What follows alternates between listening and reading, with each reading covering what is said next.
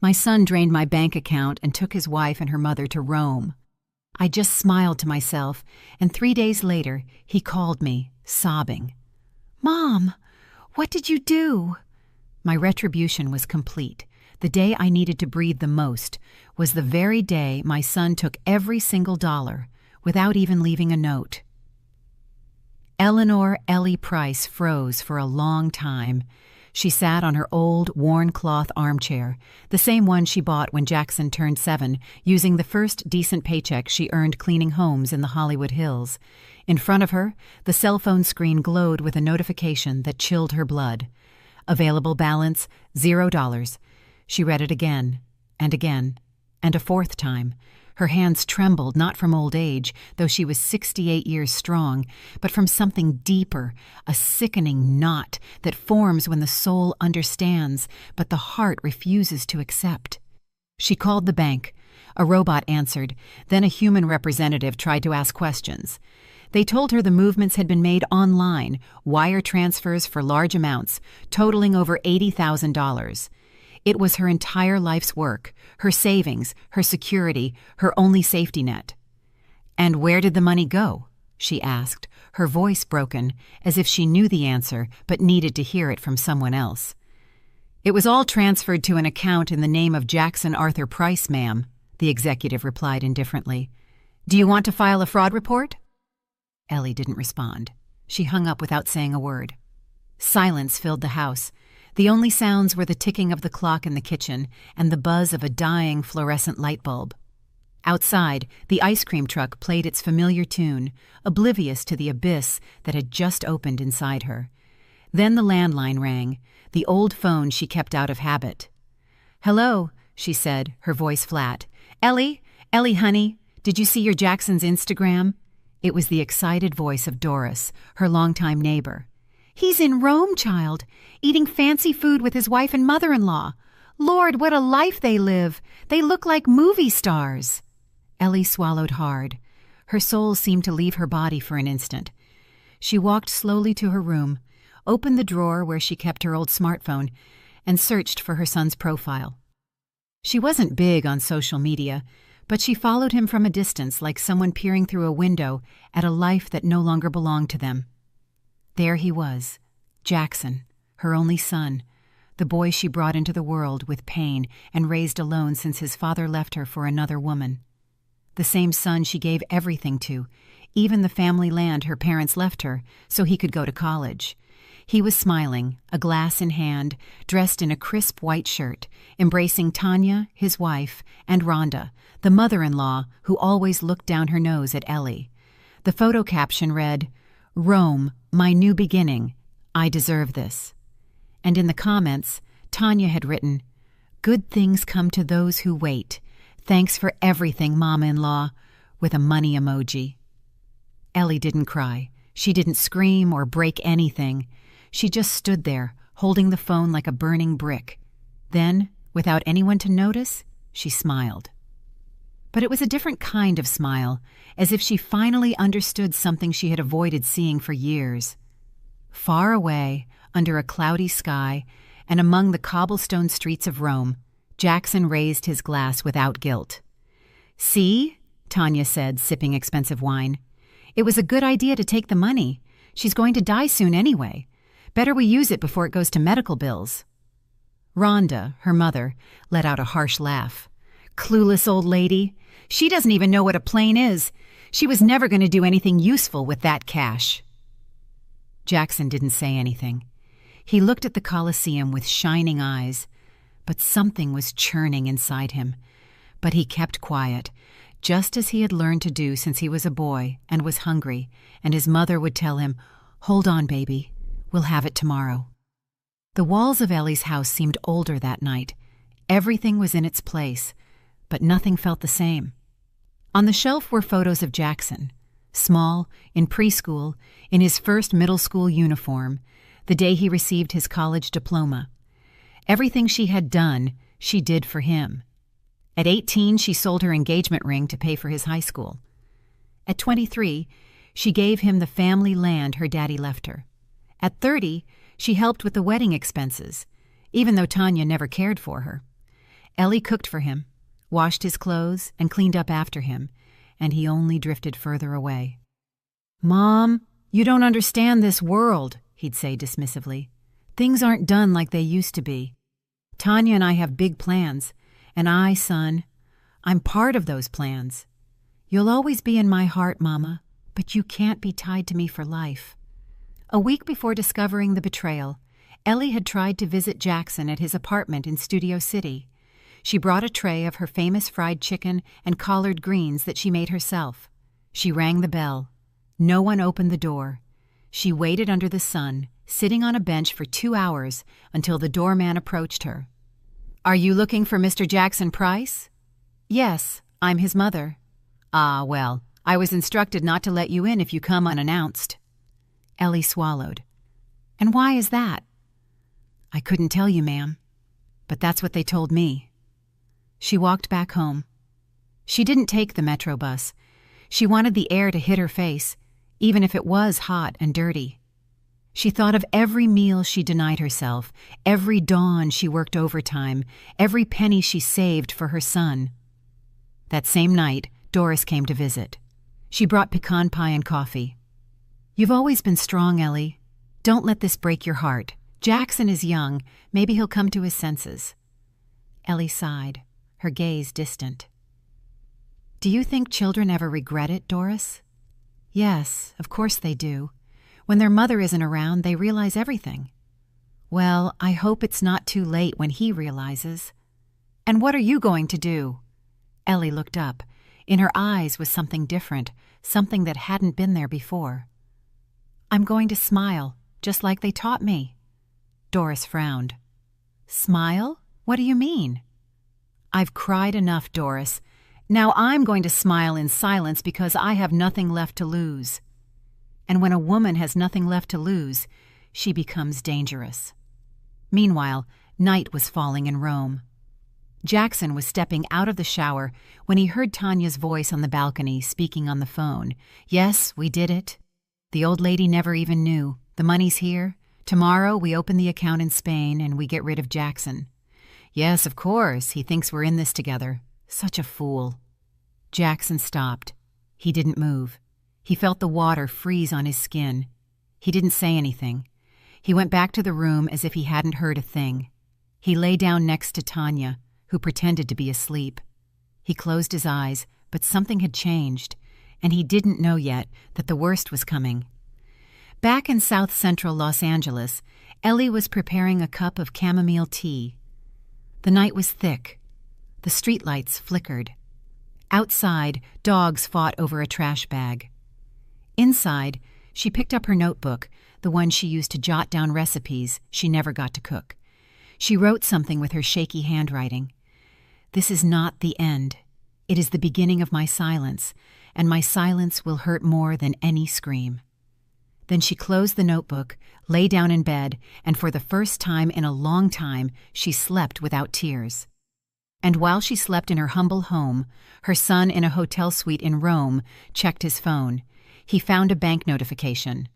"Account blocked due to suspicious activity." "What?" he muttered, staring at the screen. The first crack had just formed, and Jackson didn't know that his mother, in silence, had already begun to move. Sometimes pain doesn't scream. Sometimes pain sits, observes, and waits for the right moment. And that moment was just beginning. The night hadn't entirely left South Central. There was still that sticky humidity between the tin roofs and the broken sidewalks. Ellie got up at dawn, her bones creaking as they did every day. But this time, she didn't feel old. Something new was beating inside her. It wasn't rage or sadness. It was a determination her soul had never known before. While heating water on the gas stove, she stared at the blue flame. The whistle of the steam took her back many years, to the first day she knew what it was like to be alone. She was 14 when she started cleaning houses in the Brentwood neighborhood, a girl with badly braided hair, dark skin, and hands cracked by cheap soap. By that age, she knew the names of all the stain removers and how to fold a boss's shirts without wrinkling them. At night when she returned home, her mother no longer waited up for her. She was already asleep. Her absent father had left with a woman from a bar. Ellie didn't cry, she just swallowed, and the next day woke up before the rooster crowed to go back to work. At 17, she got pregnant with Jackson. His father was a boy 3 years older than her. He promised they would marry, that he would get her out of that life. They lasted 8 months. The day he found out the baby was a boy, he disappeared. He left with a woman who sold cosmetics and never returned. Ellie didn't cry. She just clenched her jaw, adjusted her scarf, and went out to look for more houses to clean. She raised Jackson alone, carrying him on her back while she washed other people's clothes. When he started walking, she taught him to play with detergent caps as if they were toy cars. They had no toys, but they had stories. No refrigerator, but they had hot soup. No television, but they had songs she sang to him until he fell asleep. He was her whole world. When Jackson turned 6, one of Ellie's clients offered to pay for his elementary school tuition at a private school if she agreed to work full-time and live in. Ellie didn't think twice. She left her house, lived on the patron's rooftop apartment, and every weekend she crossed the city to see her son. She never arrived empty-handed, sometimes a new notebook, sometimes just a snack, but always with a heart ready to listen to whatever Jackson wanted to tell her. Years passed, and Jackson grew up. Ellie struggled to learn how to write her signature, her hand trembling, just so she could enroll him as the responsible party on school papers. She learned to read doctor's prescriptions and then bank statements. She couldn't write well, but she understood enough not to let herself be pushed around, or so she thought.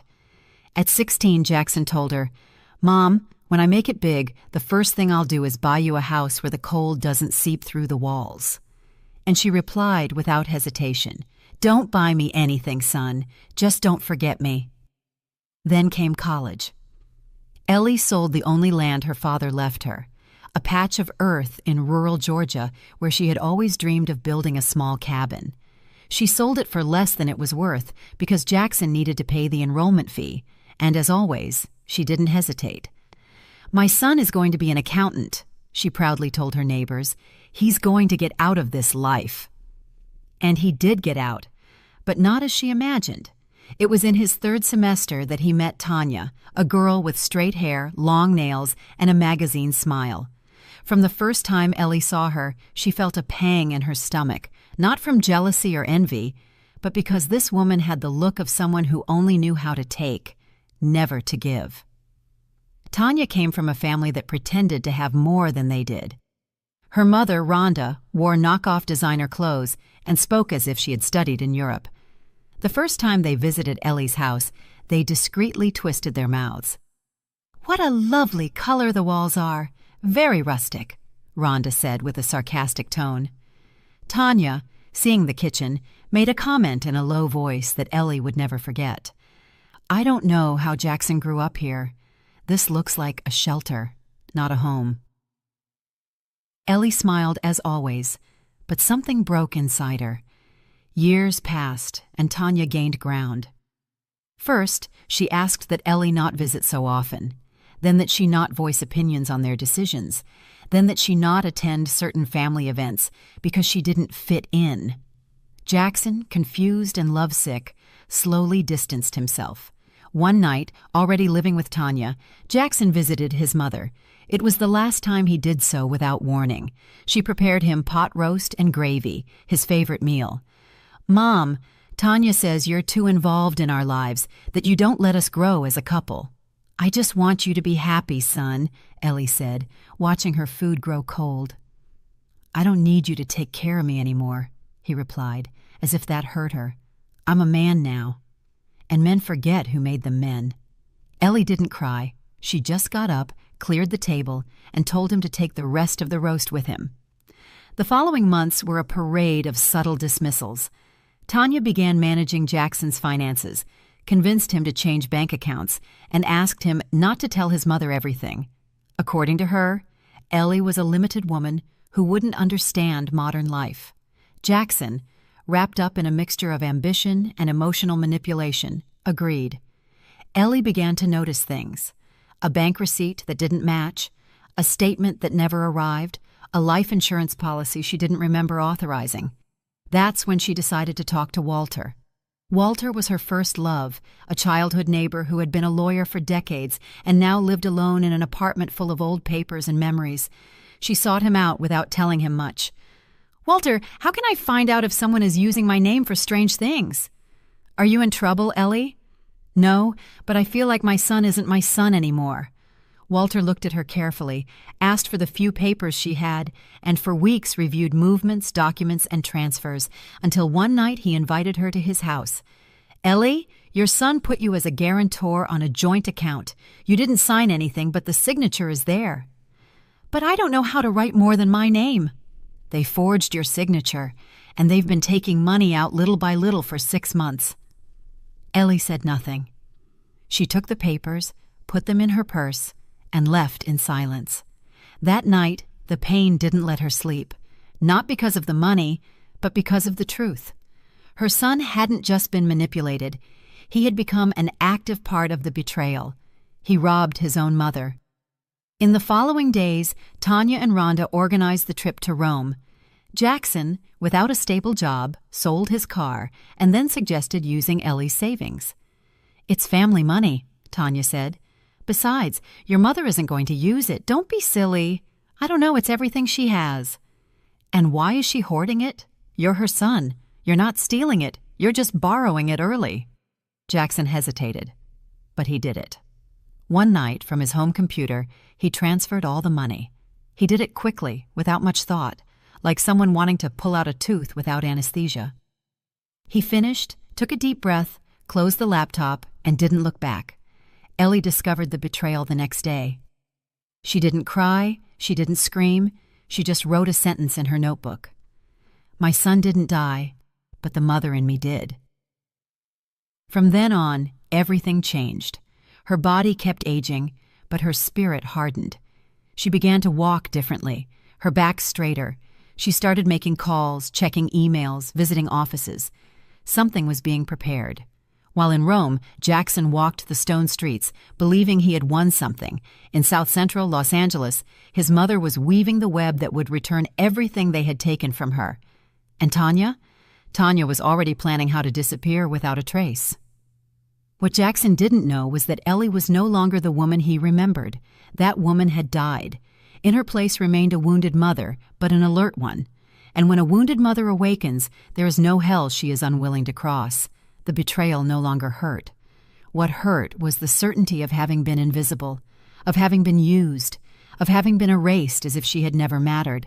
But Ellie was not willing to disappear in silence, because what mothers keep quiet about can also kill. Ellie said nothing. Not that time, nor the next, nor the one after. Her silence was no longer the kind that bleeds inside. It was a sharp silence, one that observes, registers, and calculates. The words dried up in her throat as if they no longer made sense, because when a mother understands that she has been replaced by a mask, she no longer screams. She transforms. Jackson didn't notice the difference, or he didn't want to notice it. He was too busy living the life he had dreamed of, a life that didn't smell like fresh laundry or coffee, a life where the voice that woke him up didn't say, "My baby boy," but, "Sir," a clean, elegant, and empty life. Tanya settled into his world as if she had always been its owner, and he, enchanted, let her. He was fascinated by how she spoke with words Ellie never used, how she walked gracefully in high heels, how she referred to things as if everything belonged to her. But behind her easy laugh and filtered photos was a subtle, cruel, and precise machine. Tanya knew what she wanted, and she wanted it fast. A name, a surname, an account, and a man who could sustain her facade. The first comments came disguised as jokes. "Honey, why does your mother always have to have an opinion on everything?" "I don't want our child to grow up surrounded by poverty-level thinking," she said while doing her nails in the living room. Jackson let out an uncomfortable laugh. "It's not that she wants to have an opinion, it's just hard for her to let go of control. She's always been like that." "It's not control, it's pity disguised as love. Women like your mother think they're martyrs for raising kids alone, but they don't realize that the past doesn't give us the right to drag others down. I don't want that for you, or for me, or for our children." Little by little, Tanya began deciding when they could visit Ellie and when they couldn't. First, it was that they were busy, then that it was better to meet in public places, and finally that she didn't feel comfortable entering Ellie's house because it smelled musty. Jackson accepted everything, and every time Ellie asked why they didn't visit her as often, he lowered his head. "We have too many things going on, Mom. You know, work, wedding things." Ellie only nodded, but there was no longer any naivety in her eyes. She was starting to put pieces together, like someone hand-stitching a torn sack. Rhonda, Tanya's mother, didn't take long to get involved, never with blatant insults, but always with carefully chosen phrases to sound educated, but with just the right edge to hurt. "Ms. Eleanor, I apologize if I'm direct, but didn't you ever think about moving to a more decent neighborhood? I mean, you're older now. This area isn't safe for someone your age, and with that money you have saved, you could buy something better, right?" Ellie looked Rhonda in the eye. She didn't blink, didn't say anything, but something inside her crunched. That day, she understood that it wasn't that they wanted her far away. It was that they never wanted her close. One Sunday, during a family lunch organized by Tanya, Ellie decided to speak to her son. She waited for the moment Rhonda went to the restroom, and Tanya was distracted by her phone. She looked at Jackson with the same love as always, but her voice no longer trembled. "Son, are you sure this woman is right for you? Have you noticed how she looks at you when you're not looking? How she talks about me?" Jackson swallowed. Tanya looked up from her phone. Rhonda had just come out of the restroom. The atmosphere shifted like when a storm rolls in, and then Jackson exploded. "That's enough! Mom, you're jealous because I have another woman in my life now. You won't say it, but you think it. You never stood for anyone else being important to me." Ellie didn't defend herself. She didn't even flinch. She just lowered her gaze to her plate, put down her fork, and in that silence, she knew she had lost him.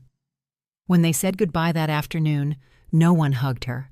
Upon arriving home, she carefully took off her shoes, as if she didn't want to bother anyone, even though she was alone. She sat on her bed and thought about the last time her son had said, "I love you," without her asking him to. She couldn't remember. The following weeks were a hell disguised as routine. Tanya and Rhonda began to visit Jackson more at his office. They brought him lunch, talked business, and suggested investments. One day Tanya asked for access to his account so she could better organize household expenses. "Trust me," she said, taking off her shirt in front of him. "Or are we not a team?"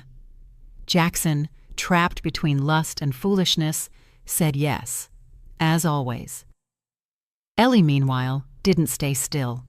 She knew something was wrong, but she didn't know how to prove it. That's when she reached out to her neighbor Brenda, a woman who had been an accountant for 20 years at a pharmaceutical company and was now retired, teaching neighborhood children to add and subtract. "Brenda, I need you to explain something to me. How can I tell if someone is messing with my accounts?" Brenda frowned. "Your son?" "Yes. Do you have access to your bank statements?" "They don't come to me anymore." "And transfers?" "I've never made one. I don't even know how to do that." For several nights, Brenda taught Ellie how to access the bank portal on her cell phone, how to review movements, and how to identify deposits and withdrawals. The first time she saw the list of transactions, Ellie felt the world falling on her. Large amounts, recent dates, transfers that coincided with the days Jackson visited or asked for some document, money leaving without explanation. "He had access. He asked me for it to do some paperwork. He said it was for insurance." "Ellie, it's not paperwork. It's theft." Her heart broke in two, but she didn't cry. Instead, she asked for a notebook and began writing down every single transaction, day, time, amount. Every dollar stolen had a name attached to it. One Friday night, when everything seemed lost, Brenda showed her something else. "See this transaction? They signed your name here to activate a joint account, but the signature isn't yours. It's a crude copy." Ellie touched the screen as if touching an open wound. They didn't even bother to hide it well. "What are you going to do?" Ellie closed her phone, took a deep breath and said, "Nothing. Not yet." Meanwhile, in Rome, Jackson began to feel uneasy. Not from guilt, but because Tanya no longer looked at him the same way. She had changed. She no longer kissed him with enthusiasm. She spent hours on her phone, laughing to herself. And Rhonda? Rhonda no longer bothered to pretend she tolerated him. One night he heard a conversation between them while pretending to sleep. "It's done. Why keep pretending? As soon as we get back, we're selling everything and ditching him. And if he finds out? He's slow. He won't even notice. And if he does, so what? The old lady is going to die anyway. Who is going to defend him?" Ellie, from Los Angeles, began to move with precision. She visited a bank office, requested the complete statements, printed them, and put them in envelopes. Then she went to the public registry to ask if there were properties under her name that she didn't remember signing. There, she discovered something even worse. Jackson had tried to register her house as a shared investment property using altered documents. He didn't succeed due to a technical error, but he had tried. That day, Ellie didn't go straight home. She walked to an old church at the back of the neighborhood, not to pray, just to sit on the bench and look at the altar. "Give me patience, God. Not to forgive him, but not to destroy him with my own hands." Silence enveloped her. When she returned, she turned on the radio, played a blues song, and began to knit. But what she was knitting wasn't clothing, it was revenge. The seeds of ingratitude were already sown, and they were germinating. The harvest was near. Ellie knew it. She felt it in her bones, in the way the wind blew through the cracks in the door, as if coming to warn her that everything that had been buried in silence would soon sprout. The pre-dawn hours weighed less on her. The cold no longer bothered her. She just counted the days, not with anxiety, but with strategy, with calmness, like someone sharpening a knife slowly, knowing they will use it at the exact moment. One morning, while sweeping the living room with the old straw broom that had lasted so long, she decided to move the armchair to clean underneath. Beneath it were dirt, tiny papers, a dry pen, and a torn, badly folded white envelope tucked into a recycled plastic bag. She was going to throw it all away without looking, but something inside her screamed at her to check. First, she opened the bag. Inside was a document. She read it twice, without fully understanding what it said. It listed her full name, her address, and a signature similar to hers. Then she read the header, "Last Will and Testament." She felt something squeeze her chest. She sat on the floor with the document spread out on her legs and read it again. It was a will where she supposedly ceded her house and savings to Jackson in case of her death. And at the bottom, a signature, her signature, forged. She felt the silence of the house weigh more than ever. Only the clocks ticking and the distant barking of a dog broke the quiet. She didn't cry, she wasn't surprised, but this time something did break inside her. It wasn't the betrayal, it was the confirmation. She called Walter. "Come over. What happened?" "I found what you needed to see." 2 hours later, Walter was sitting in her kitchen with the document in hand. He read it carefully, shaking his head in negation. "This is not only illegal, it's dangerous. If he had filed it, you could have lost the house without ever knowing. Do you think it was him?" Walter stayed silent. He placed the paper on the table. "This isn't your signature, Ellie, and you have no idea how to draft a will. It's obviously not yours. The most serious part is that this is a draft, and if there's a draft, there may have been a real attempt to file it." Ellie stared at her own wrinkled hands, stained by the years, but still steady. She remembered the day she finally made the last mortgage payment on the house. 30 years of effort, reheated meals, broken shoes, working in the hottest days, cleaning up other people's messes, enduring bosses' shouts, all to have something of her own, something no one could take away. "He wanted to kill me on paper," she said without raising her voice. Walter looked up. He didn't know if it was a metaphor or a literal truth. The silence between them was so long that the boiling of the coffee on the stove became the only sound in the kitchen. "And now what are you going to do?" Ellie smiled, the same smile Jackson didn't know how to read in time. "Now, I'm going to bury him, but awake." Not even 3 days had passed since that discovery when she received an unexpected call from Dr. Evans, the internist at the health clinic where Ellie had occasional checkups. "I need you to come in, Ms. Eleanor, today if you can." She felt her legs tremble. She walked to the medical center with the same dignity with which she had faced everything in her life. She entered the office in her usual clothing, her scarf tied tight, and the notebook where she wrote down every pill. The doctor greeted her kindly, but without hope. In his gaze was a compassion that smelled of farewell. "We did new blood tests, and the results are not good." She didn't respond. She just looked at him, expecting what she already knew. "You have leukemia, ma'am. It's in an advanced stage. It pains me to tell you this way, but there's no time for pleasantries. Your immune system is compromised. We estimate you have about 6 months." Ellie froze. She stared at a fixed point on the wall, a small, bird-shaped patch of dampness, not a single tear, not a single question. "Do you understand what I'm telling you? I understand how much it costs me to die with dignity." The doctor shifted uncomfortably in his seat. "There are options. We can start chemotherapy, but it's not certain you'll respond. The treatment is aggressive and expensive." "Does it take my life faster?" "Not necessarily." "Then no. I don't like the thought of death catching me in a gown." The doctor didn't know what to say. He had never seen anyone take the news of their own death with such composure. Ellie stood up, took her purse, and before leaving the office, she turned to him. 6 months is enough. For what I have to do, it's more than enough." She walked back home, not because she couldn't afford a ride, but because she needed to feel the city. She wanted every step to take her back to her roots, her history, her purpose. She crossed the street where she was once almost hit by a car while taking Jackson to preschool. She passed the market where she worked cleaning restrooms for $40 a day. She waved to Mr. Theodore, the juice stand man, who had no teeth but a good memory. When she arrived home, she went straight to her room. She pulled out a wooden box hidden under the bed. Inside was her notebook with notes, clippings, receipts, unsent letters, and an old envelope where she kept the only photo she had of Jackson as a child, when he still slept hugging her leg. She looked at it for a long time, then turned on the stove, put water to boil, and as the steam rose, she murmured to herself, "No more praying now. The work begins." The first thing she did was go with Walter to file a preemptive complaint, not as a mother, but as a citizen.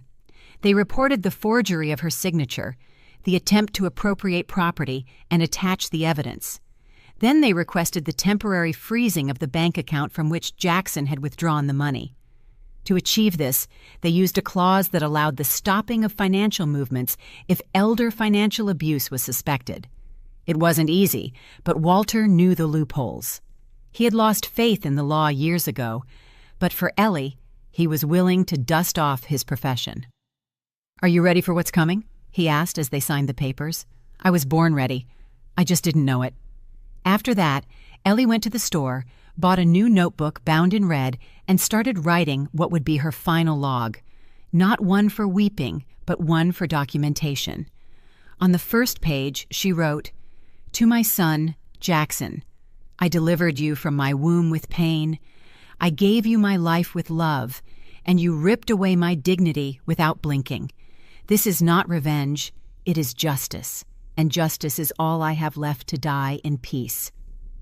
Meanwhile, in Rome, Jackson and Tanya continued to pretend to be happy. They uploaded daily photos, made videos with filters, and showed off plates of food they couldn't even pronounce. But the tension was growing more evident. Tanya no longer shared the bed. Rhonda spent all her time on her phone. And Jackson felt something slipping away, like an internal alarm that wouldn't stop ringing. One night, while searching his email for a flight confirmation, he found a hidden folder. It was an automatic backup of Tanya's messages with another person. At first, he thought it was spam, but when he opened it, he read what he shouldn't have. Tanya, we almost have everything. The idiot doesn't suspect a thing. Contact. And the account? Tanya. Done. As soon as we get back, we're leaving him. Contact. What if he finds out? Tanya. I don't care. Let him rot. I'm not staying with someone who smells like a traumatized single mom. Jackson felt his stomach drop. He closed the computer, said nothing, and pretended to sleep. But he couldn't close his eyes that night. And for the first time in a long time, he thought of his mother, of her voice, of the way she called him my little boy, even when he was taller than her, of her rice pudding, of how she laughed at old black and white sitcoms, of how she touched his forehead when he was sick, and of how she used to tell him, "Nobody will ever care for you like I do." He wanted to call her, but he didn't. Ellie, for her part, expected nothing. There was no longer any tenderness in her waiting, only planning. She visited offices, made calls, and activated the immigration clause. She declared Jackson's transactions as suspicious. The system was slow, but it activated. An international alert was issued for his return to the United States. They wouldn't put him in jail, but they would make him accountable. In the red notebook, Ellie wrote, "There is no justice more complete than that which is delivered without screaming. I will watch him lose everything without lifting a finger. Karma is not paid with violence. It is served with patience." And so, the second betrayal didn't break her. It converted her into something stronger, colder, freer. The mother died in her, but the woman awoke. It was only a matter of days until Jackson returned to the U.S., and he had no idea of the earthquake that was waiting for him. Jackson believed that hell was a place with fire, punishment, and screams. He didn't imagine it could be as cold as the cobblestone streets of Rome, or as humiliating as a card being declined in a restaurant full of tourists. It all started with a denial at the payment terminal. Then another, and another. In less than 48 hours, he found himself empty-handed. No cash, no active accounts, and with 2 women looking at him as if he were a beggar they had just picked up off the street. Tanya yelled at him in the middle of the street, in front of dozens of people who stopped to stare. "You shameless idiot! What did you do with the money? I told you not to trust your poverty-stricken mommy. Now you've screwed us all." Jackson tried to speak, but there weren't enough words to explain what he didn't even understand. He only knew something was wrong, that the accounts were frozen, that his name had been linked to an international financial fraud investigation, and that he had to report to the American embassy the next day. That night, Rhonda looked at him with a mixture of contempt and annoyance. "I warned you, Tanya. This poor boy isn't even good for washing dishes. I'm going to a hostel. I'm not sleeping in this dump." Tanya followed her. Not a word, not a goodbye. Jackson stayed in the hotel room, alone with a half-empty suitcase and the buzz of betrayal echoing in his ears. Meanwhile, in Los Angeles, Ellie was weaving the last threads of her plan like a winter blanket. Everything fit. Every movement made sense. Walter helped her gather the necessary documents to activate the International Capital Block, relying on the complaint of fraudulent use of an elderly person's accounts. He contacted an old acquaintance of Walter's, Mr. Ernest, a federal agent in the IRS Criminal Investigation Division, and managed to activate an alert for illicit fund withdrawal, which implied a mandatory review upon Jackson's entry into U.S. territory. It wasn't revenge. There was no hate. There was justice. In her red notebook, she wrote, "Sometimes a mother's love also has to hurt, not out of hate, but for a lesson. Because what is allowed is repeated, and what is repeated rots. I didn't give birth to a thief, but the world turned him into one. And if I have to be the one to put the brakes on him, so be it." Brenda accompanied her in silence through many of those procedures. She was no longer just her neighbor. She had become her accomplice. "Doesn't it hurt, Ellie?" "Of course it hurts. It hurts like tearing off my own skin. But there are pains that heal." The meeting at the embassy was a spectacle of shame for Jackson. They made him go into a cold, windowless room with a young lawyer and a translator who spoke in a mechanical tone. They explained that there was an active complaint in the U.S., that the funds had been frozen by a preemptive order, and that he had to account for them upon his return. Jackson left with a defeated face. He felt everything crumbling. He thought of his mother. For the first time in a long time, he thought of her voice, her look, and he knew that she knew, that all of this came from her. And then, like a lost child, he dialed her number. "Mom," he said as soon as she answered. On the other end of the phone, Ellie was in her kitchen cleaning black-eyed peas with the old strainer, as if nothing unusual were happening. She recognized the voice immediately. Her hand trembled, but not enough to drop the phone. "Mom, what did you do? They took everything from me. I'm alone. Tanya left, Rhonda too. They say you did this." Ellie stayed silent, took a deep breath, and then replied with a serene, firm voice, as if speaking from a place Jackson could no longer access. "I didn't take anything from you, son. I just stopped what you were taking from me. Mom, they want to arrest me. You said you would always be there for me." "I was, until you stopped being there for yourself. Please help me. I don't know what to do." "Learn." She hung up. She gave him nothing more. No tears, no apologies, no explanations. It was the first time she allowed herself to think that her son needed to suffer to understand, because sometimes pain teaches more than love. That night, Ellie didn't sleep, not out of anguish, but because she sat down to write him a letter. It wasn't a farewell. It was an emotional testament, a letter she would leave in the red notebook on the last page. It was for him, for when he returned. "My dearest Jackson, you were my reason for getting up every morning. You were my fight, my strength, my pride. I gave you what I had and what I didn't. I denied myself food, rest, and company for you, and I don't regret it. I did it with love. But you forgot who you were. You surrounded yourself with ghosts in expensive perfume, and in their eagerness to kill me while I was alive, they forced me to wake up. I don't hate you. I couldn't. But I am no longer the woman who waits in silence for her son to remember her. Now I am the one who teaches you, even if it hurts. And if you ever truly repent, this letter will be here, not to save you, but so you can't say no one warned you." At the end of the letter, she drew a small heart. It was the sweetest thing she had left. Jackson wandered the streets of Rome aimlessly. He slept in cheap hostels. Sometimes he ate, sometimes he didn't. He had no one to call. Neither Tanya nor Rhonda answered. And he knew that his return to the U.S. wouldn't be a landing. It would be a crash. Finally, he took a return flight, scared, ashamed, with cold in his bones. He knew they were waiting for him, not with hugs, but with outstanding debts. Ellie, for her part, was ready.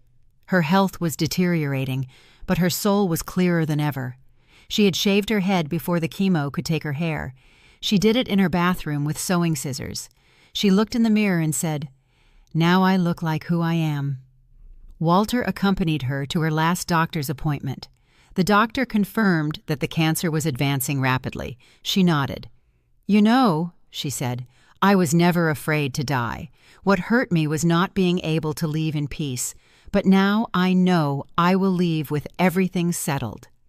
That night in her bed, alone, Ellie felt a sharp pain in her chest. She doubled over, but she didn't call anyone.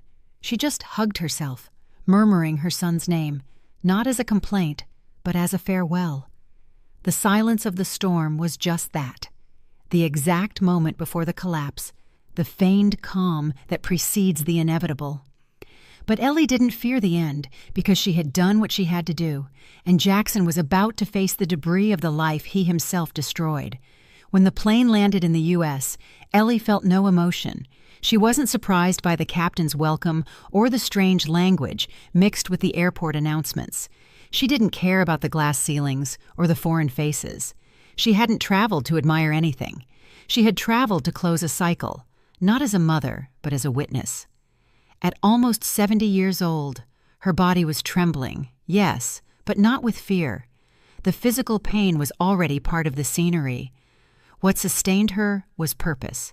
She had sold a few things to pay for that ticket: the blender, the large mirror in the living room, and a ring she kept since Jackson was a child. She didn't regret it. The cost was insignificant compared to the emotional freedom she sought. At the airport, Walter was waiting for her. He had arrived a day earlier to prepare everything. He had pulled strings, processed the permits, and arranged for Ellie to be present at the embassy when Jackson testified. It wasn't legally required, but the consular official was an old friend and also the son of a single mother. He understood the request without needing too many explanations. When he saw her arrive, Walter took off his hat. "You don't look like a woman who is about to face her son."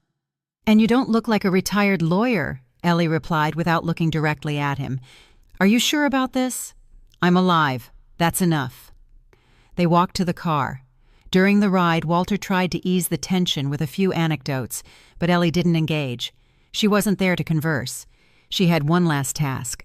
In her purse, she carried a thick yellow envelope with items that weren't of material value but held eternal weight. Meanwhile, in a hotel room on the other side of the city, Jackson stood in front of the mirror. His eyes were sunken, his beard was messy, and his expression swung between exhaustion and panic.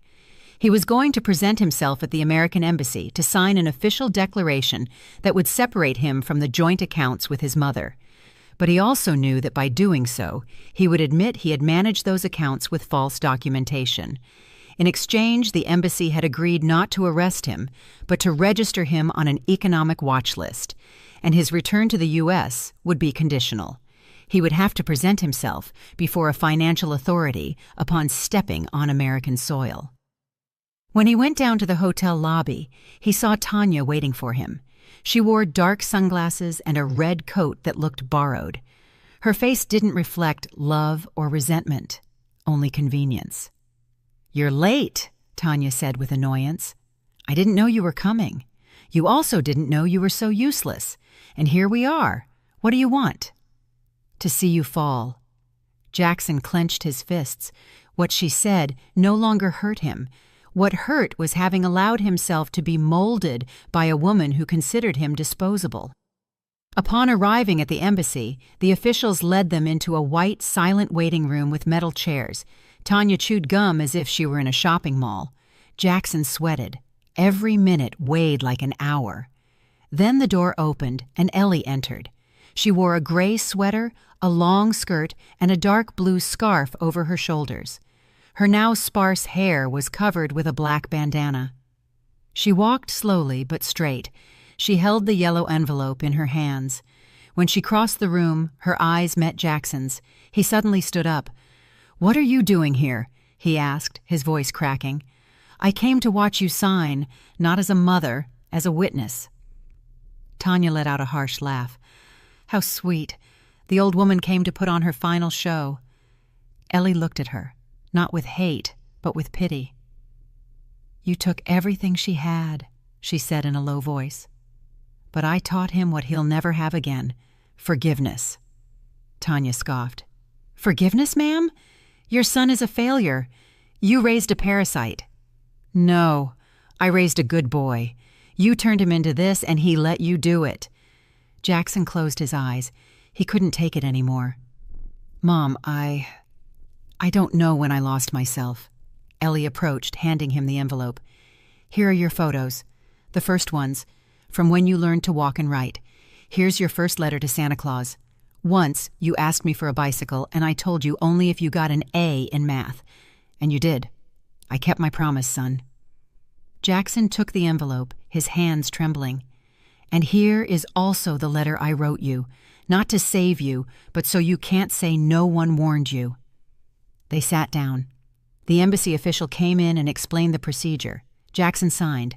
At that moment, the camera of an American tourist waiting for his passport recorded part of the final dialogue. The images showed Ellie standing, her eyes moist, saying, "You were my life, but I was never yours. Today, I understand it. You weren't born to love me, only to serve as my mirror." The recording was uploaded to social media that same day. In a few hours, it went viral. People commented from all over. "That mother is a queen. That's how you teach a lesson without violence. Dignity doesn't age." Jackson couldn't lift his head. The official looked at him with compassion. "All done. You can go. Your mother, too." Tanya had already left. She didn't wait for anyone. She stormed off just as she had arrived, without apology, without a soul. On the way back to the hotel, Ellie and Jackson walked in silence down a narrow street in Rome. On a corner, she stopped. "This is where we part ways." "Mom," he tried to say, but his voice broke. "I gave you everything I had, even my silence. Now I give you the only thing you refuse to accept, the truth." "Will you forgive me?" "I already forgave you. The problem is that you haven't forgiven yourself yet." "Can I do anything?" "Yes. Live with what you did and make it count for something." Ellie turned and walked away slowly. She never saw him again. That night, Jackson opened the envelope in his room. The photos were yellowed but intact. The letter, written in blue ink, smelled of lavender. When he finished reading it, the world crashed down on him. He knelt on the floor and cried as he hadn't cried since he was a child, not from punishment, but from shame. And he knew he had lost something he couldn't recover, the dignity of a mother. And that justice, when it comes from the one who loved you most, is the hardest of all. Jackson returned to the U.S. in silence, without suitcases, without promises, without glory. He passed through customs like a ghost, no cameras, no family waiting for him, no one asking about him. The only things he brought with him were the yellow envelope with his childhood photos and the letter his mother had left him. The rest, he had lost everything. The Los Angeles airport felt grayer than ever. The air was heavy, dense, as if his guilt floated in the atmosphere. He had nowhere to go. Tanya wasn't answering calls. His mother-in-law had blocked all his contacts, and his former office colleagues pretended not to recognize him. He had been exposed on social media, mocked by thousands, branded as the ungrateful son who stole from his mother to take his wife and mother-in-law to Europe. He walked the streets of the neighborhood where he grew up. South Central was the same potholes, the same graffiti on the walls, the same street vendors selling goods at dusk. But something inside him was no longer the same. Every street had an echo, a memory, a reproach. He passed his old school. He remembered when his mother walked him hand in hand, her apron smelling of bleach and her shoes worn down. She always said, "You won't live scrubbing floors like me. You'll have your own desk and your suit." And he had it for a while, until he exchanged it for lies. Ellie was already back. She had returned alone. She didn't need company. She had lived her whole life in the company of her silence, and it didn't weigh on her. She settled back into her house with cracks in the walls, the same concrete floor, and the rocking chair that creaked when she swayed. She settled into her life like someone returning to the place they should never have left. Walter brought her medicine. Brenda prepared light soups for her. The closest neighbors looked after her in spontaneous shifts, not because she asked for it, but because dignity is also honored while one is alive. She became a neighborhood legend. Some children thought she had traveled to punish the wicked, others that she was a witch, others that she had faced the mob. Only a few knew the truth, and they said nothing. Ellie didn't speak much. She listened to blues music in the afternoons. Sometimes from the doorway she watched the neighborhood children play. She laughed with them. She gave them lollipops, listening intently when they told childhood lies. She had recovered her peace, but not her strength. The cancer was advancing slowly but steadily. Every week she seemed more fragile. Her clothes were too big. Her hands trembled more, but she never stopped walking around her house. She never let herself fall. One Sunday morning, Jackson walked to the door. He carried a bag with donuts. He had spent the whole night wondering if he should go. He hadn't slept or eaten, but something inside him demanded it. He didn't expect her to open the door. He just wanted to see her, to see if she was still breathing. From the opposite sidewalk, he saw her sitting in her rocking chair. She wore an old sweater and a shawl draped over her shoulders. Her face was thin but not defeated. She smiled at some children playing nearby. One of them brought her a flower picked from the park, and she hugged him as if he were her own blood. Jackson didn't cross the street. He just watched her. He felt a knot in his throat, walked slowly, left the bag of donuts on the porch, and left. Ellie didn't look up, but she felt him. She didn't open the door. Not that day. Over the following weeks, Jackson returned, always at the same time. He left something, flowers, pastries, a note without a name. He never dared to knock. He never asked to enter. He had no right. He was just paying, without knowing if the debt would ever end. One night, Ellie picked up her red notebook, opened it to the last page, and with a trembling hand, wrote her final note. It wasn't long, just enough, just like her. My son, love is not demanded, it is given. And if you have learned that, then you are not lost anymore. Don't look for me when I'm gone. I will be in every mistake you choose not to repeat, in every act of kindness you do without expecting anything in return. If you want to forgive yourself, start with others. And if you ever manage to see your mother in the eyes of another woman, don't fail her. That will be my redemption. She signed with her full name. She folded the letter, put it in an envelope, and wrote in black ink, "For Jackson." The morning she stopped breathing was bright. The sun streamed through the windows. On her lap were the red notebook, the envelope, and a blanket knitted by her own hands. The neighbors found her surrounded by flowers that the children had left. Her face held a serenity that few can fake. There was no drama, no screaming, only the calm after the storm. Walter arrived first. He looked at her in silence, gently closed her eyes. He didn't cry. He knew she didn't want tears. He knew she had died as she lived, with dignity. Brenda prepared the wake with the help of the neighbors. It was humble, but full of love. They didn't accept elaborate wreaths, only flowers from the park, children's drawings, and the songs she loved to listen to. Jackson wasn't notified, but he knew. He knew the moment the wind changed and something in his chest went out. He ran to the house, saw the open door, and walked in slowly. There were candles in the living room. No one stopped him. No one hugged him. He went to his mother's body. He knelt down. He touched her hands. They were cold. Next to her, he found the envelope with his name. He opened it. He read every word aloud, alone, in a whisper. He cried, but not like before. He cried in silence, like her. In a corner of the room was an open wooden box.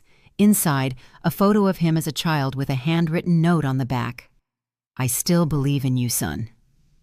Jackson took the photo, pressed it against his chest, then went out to the yard and sat in the chair where she used to sit. He looked up at the sky and understood that he had lost his mother. But perhaps he could still find himself. Days later, the neighbors said that the man who came with donuts stayed living in the house. He had no new furniture or luxuries, no visitors, only an old chair, a red notebook, and a photo on the shelf. Those who leave make space. Those who stay sometimes fill it with memory, and sometimes with redemption. Did you like the story, and which city are you listening from? Let's meet in the comments. If you liked the story, you can support me by sending a super thanks so I can keep bringing more stories like this. Thank you so much for your sweet support. I'm looking forward to your comments on the story. On the screen, you can see 2 new life stories that I highly recommend. There's so much more on my channel. Don't forget to subscribe. See you in the next life story with love and respect.